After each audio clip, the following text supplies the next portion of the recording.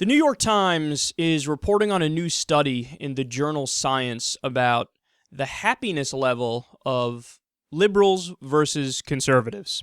They say, quote, liberals express their happiness a lot more than conservatives do.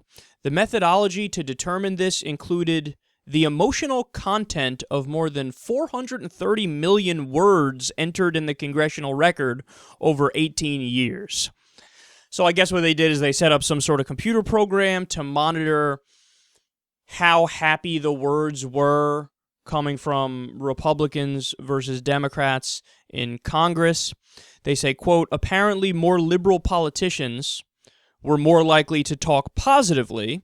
They also studied the emotional tenor of language that liberals and conservatives used on Twitter and LinkedIn, to which I respond, I didn't know anybody uses LinkedIn.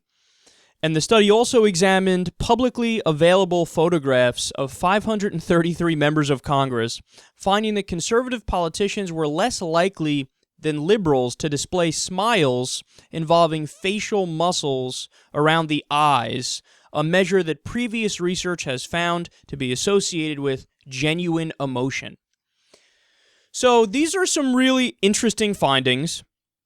But remember that previous research we covered on the show found the exact opposite, that in fact conservatives are more happier than liberals. And I have to say, I actually find the other research more compelling, particularly because the bulk of the evidence in this study doesn't necessarily point to the conclusion that they think it does. I mean, so liberals use happier words when talking in Congress. Okay, you know what that really means? That liberals are much less likely to fearmonger than Republicans are. That's it. That's all that says. The reason why Republicans are saying negative things all the time is to press the emotional buttons of their base and press the emotional buttons of the American people to get them to vote for their party. I mean, that's what it boils down to. And even the other thing about, hey, liberals smile more than conservatives, or they show more genuine facial emotion than conservatives. I don't know about you guys, but like, when I smile, it doesn't just mean I'm happy. In fact, oftentimes other things are going on. Like, for example, I think smiling has a lot to do with social acceptance.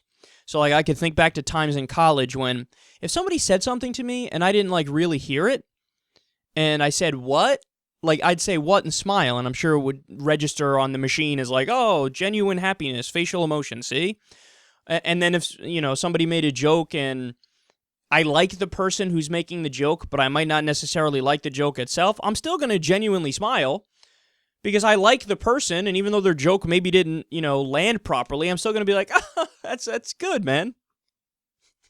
I guess that's somewhat dickish of me, but what I'm trying to illustrate here is the idea that I don't think their methodology is very sound. In fact, I think it's a fairly poor methodology. And remember, the other studies showed that basically the reason why conservatives were more happier than liberals, according to them, basically because ignorance is bliss.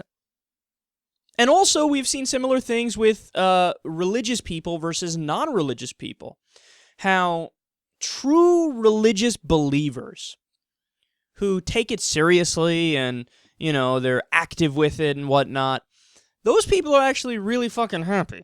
Now, granted, they're living under a delusion, but in their minds, you know, they could sleep better at night because they don't deal with pretty much any existential angst because they know that, well, God has a plan for me. I know He has a plan for me. So no matter what happens that I personally do, I always have that psychological safety net to fall back on. Now, again, it's not true. That's not factually correct. They believe stuff that's bogus.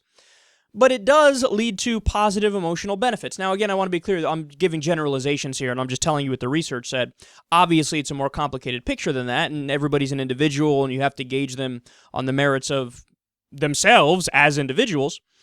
But either way, I think that this study here is less persuasive than previous studies on this.